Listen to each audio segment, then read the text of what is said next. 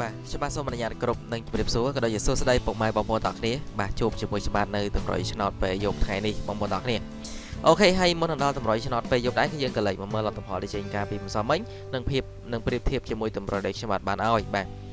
អូខេនេះគឺជាលទ្ធផលដែលចេញការពីម្សិលមិញបាទប៉ុស A គឺចេញ29បាទ84 34បាទ30កុដបាទហើយ BCD វិញគឺ46បាទ24 44បាទនឹងគឺជាលទ្ធផលដែលចេញការពីម្សិលមិញបងប្អូនទាំងគ្នា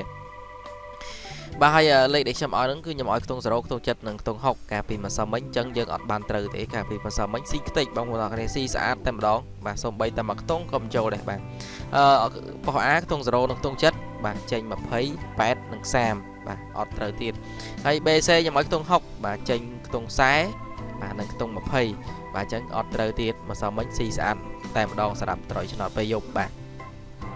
អូខេបងប្អូនទាំងគ្នាឥឡូវយើងក៏លេចមកមើល Facebook ខ្ញុំបាទមួយសិនមុននឹងដល់តម្រុយបាទនេះជា Facebook របស់ខ្ញុំផ្ទាល់បាទឈ្មោះតម្រុយដកឃ្លីវៀតណាមបាទ Facebook គឺមានតែមួយនឹងទេហើយសារៈបជា Facebook ហ្នឹងគឺជាមួយច្រឡំជាមួយទៅគ្រូផ្សេងទៀតបាទ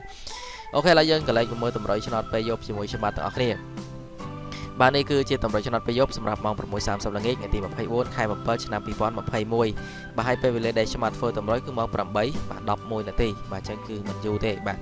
អូខេតម្រុយនេះបងប្អូនទាំងអស់គ្នាបានឃើញគឺយើងមានប៉ុណ្ណឹងមានលេខរងលេខអូសលេខពិសេសនៅ3លេខបាទពេញចិត្តលេខមួយណា